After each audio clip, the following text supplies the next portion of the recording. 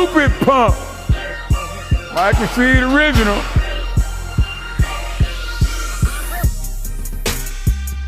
As Mike Rashid, how many reps you gonna do? How many sets? Yeah, I don't know. I don't know how many I'm gonna do. Ain't no telling. Stupid pump. Yeah, stupid pump. My chest got tight just from looking. I ain't doing shit. Just standing here looking like my shit got tight. You sitting there typing some fucked up comment on YouTube and getting tight. Just looking at this shit. What's going on, y'all? You've been asking for a chest workout, and I hook y'all up. I give y'all what y'all want. Now, I can come in and do just a basic chest workout. What will I get out of that? I will just maintain what I already have. Is that what I'm trying to do? No. I want to build muscle, I want to shape my muscle, and I want to increase my strength. So what do? I overtrain. I go above and beyond what I know I can normally do. People attach negative connotations to overtraining. We're done with that. We're taking overtraining back and we want to make it positive. So what I want y'all to do, spread the word, overtraining is good. That's the only way to grow. Overtrain. You got to train hard. You got to go hard. It's overtraining to them, Mike. See, overtraining to the ordinary average motherfucker is overtraining. Average buy your clothes off the rack at Baby Gap. They be trying to do this shit at home in Bon land. They have to call in sick for work. To a mere mortal, it is overtraining. So what you're experiencing right now is me, Big Rob, CT Fletcher, with an all-out chest assault. I call this overtraining. Now, simple principles with how I train, my density style training. Pyramid sets and drop sets are a must. Always work up to a heavy set, okay? Always work up to a 3 to a 1 rep max, okay? In the process of building up to that 1 to 3 rep max, get proper reps each set, over 10, as many as you can for that weight as you're moving up in weight, and then you come down on that pyramid set, doing as many reps as you can. The last weight that you hit, burn out, go all the way out. So you're getting the best of both worlds. You're getting your heavy weight, you're getting your high rep range. We're only doing the basics, nothing fancy. So we're starting out with the flat bench. Building up to a relatively heavy weight. Basics. You must have strong basics. Everybody needs strong basics. The rep range will be as follows. We're doing a classic pyramid set on the flat, okay?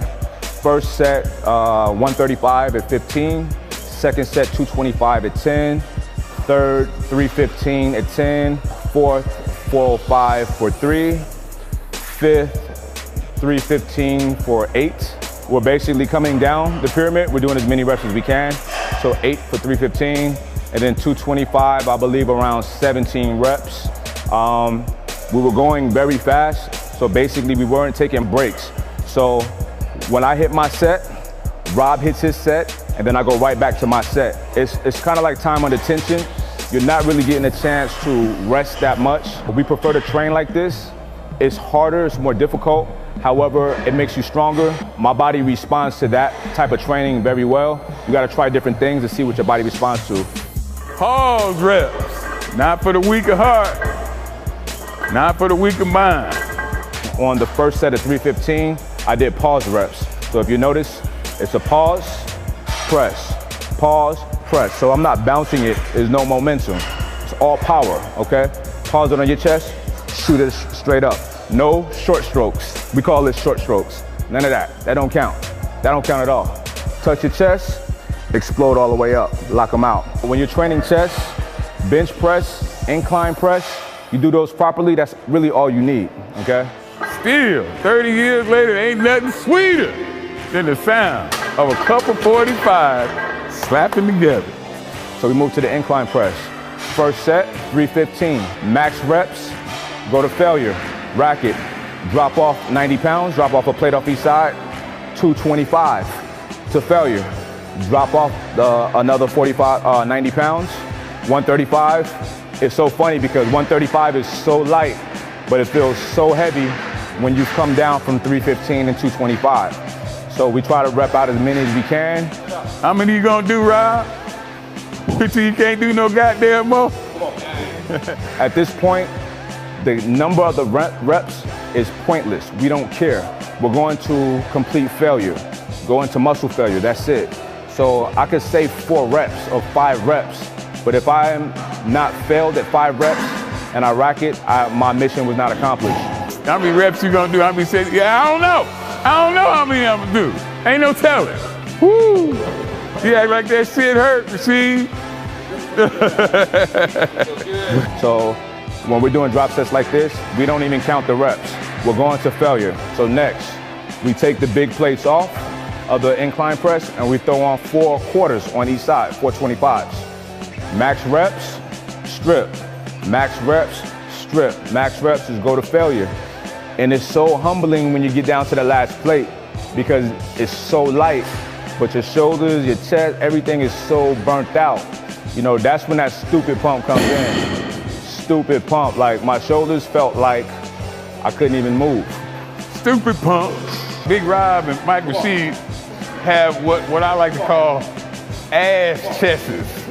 Their chest look like fucking asses with a fucking split down the middle. They stick out so fucking much. You won't see that in the pages of Muscle and Fitness. That's a CT original, an ass-chested motherfucker. On a regular set, I don't like to count the reps until it starts burning. So when we're doing drop sets, it's burning the whole time. So you know you're getting good money. That's good work right there. You know it's working. When you're hitting your reps and it's not burning yet, you're just warming, in my opinion, you're just warming up. Muhammad Ali said, someone asked him, how many sit-ups do you do a day? He said, you know what? I don't know. I don't start counting until it starts hurting, starts burning. So that's the mentality when we're doing our drop sets. So next, we're going to dips. We're doing weighted dips. We have these really huge fat chains. Throw the chains around our neck, go to failure. And the stupid pump continues. What's past a stupid pump, Rob? Fucking short bus riding pump. Certain lifts, when we're going really heavy on squats or deadlifts or something like that, when you're being careful, watching your form, Rob and I will match each other with reps, okay? But when we're doing this type of training, you know, dips and stuff like that, and you're burning out, the reps don't matter. I tell Rob all the time, I tell my people all the time, my reps is not gonna make you buff. So don't worry about what I do, you go to failure. The chain is a good variable. I mean, sometimes we'll throw a weighted belt with a kettlebell or some plates. Sometimes you throw a chain. I kind of like to throw the chains up here when I'm hitting dips because I can feel all of the weight. I feel like when the weight is beneath my waist, I'm losing some of the weight. It's a lot easier. It's a lot more difficult for me to have the chains up top. So I always pick the more difficult route because that's what's gonna make me stronger. It's gonna make me better. So I go with the chains, upper body, bam. Go to failure. Now we're going to cable flies, okay? At this point, we're all pretty much burnt out. Like, this is all extra credit at this point. Honestly, after the incline bench press, I felt like that was enough. But what we're doing, we're overtraining. Why are we overtraining? That's the only way to grow. That's the only way to see changes in your body, okay? So, we're hitting cable flies. We're coming from the bottom, scooping it all the way up, and squeezing it at the top, hitting the upper pectorals. Okay, it's good for the top of the chest and the middle, okay? So 15 to 20 reps of that, I believe like 20 reps, okay? And then from there, go right, superset it with a push-up. We're trying to pump as much blood and glycogen and oxygen into the muscles as possible. So we go straight from that to push-ups with resistance. So you push on the back and really push. Don't just put your hands there, push. And you try to bang out as many push-ups as you can. Your muscles expand when you're pumping blood and oxygen into the cells. So that's why when you're trying to grow, you gotta hit a lot of reps. You gotta do a lot of work. You know, 3 sets of 10 is just not gonna cut it. You know, you gotta go all out. And I can't even tell you a rep range that will cut it. What will cut it is you going to muscle failure every time. Burn that, you know, you gotta burn out. You gotta go all the way out. So that's why we'll go from the flies straight to the push-ups. Another thing that helps your body grow is muscle confusion.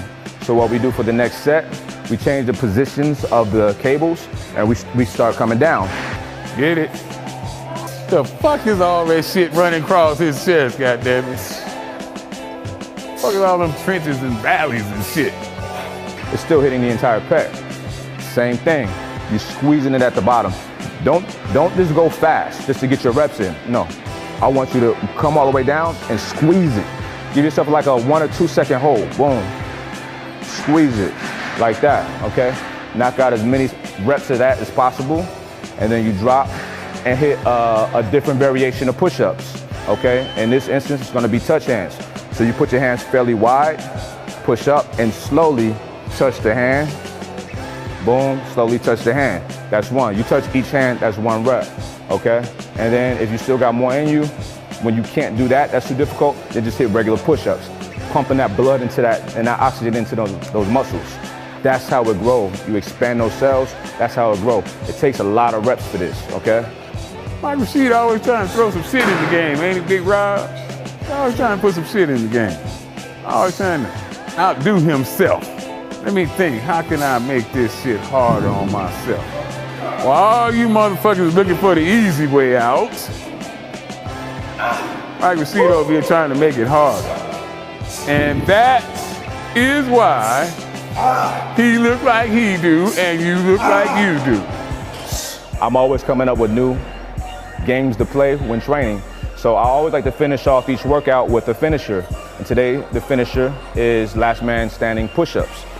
They sell machines now to help you do push-ups, don't they? What kind of bullshit is that? Wait a minute, let me go get my perfect push-up machine. Let me go get my shit out the closet so I can do some push-ups. What kind of bullshit is that? The perfect push-up is the one that make you goddamn near fall on your face when you try to do that motherfucker. Then you doing the perfect push-up. That push-up that have your ass puckering up and your motherfucking knees clattering, your elbows quivering. Then you doing a fucking perfect push-up. Your resting position is like this in an upright plank or the top of a push-up position. You don't arch your back, you don't bend your butt up in the air, none of that. You don't rest on your knee. Any of that is a disqualification. One person do a push-up, 1, next person, 1, next person, 1, however many you got. Everybody do 1 push-up, then whoever started, 2, 2, 2, 3, and so on and so forth. 2, 2, 2, 2, 2, 2. No high-assed shit, Rob. And until everybody goes to failure. The name of the game is hitting your reps till failure, going to muscle failure, what most call overtraining. That's the only way to grow, all right? So that's it. Finish your workout. You better have a stupid pump at the end of your workout. But if you're like me, you're gonna have a stupid pump during the first exercise of your workout and you're gonna keep working out. That's overtraining. That's what you want. Overtraining is a good thing. Spread the word, all right? What the fuck is impossible? Not a goddamn thing. Once you believe that shit, that's half the fucking battle right there. Nothing is impossible.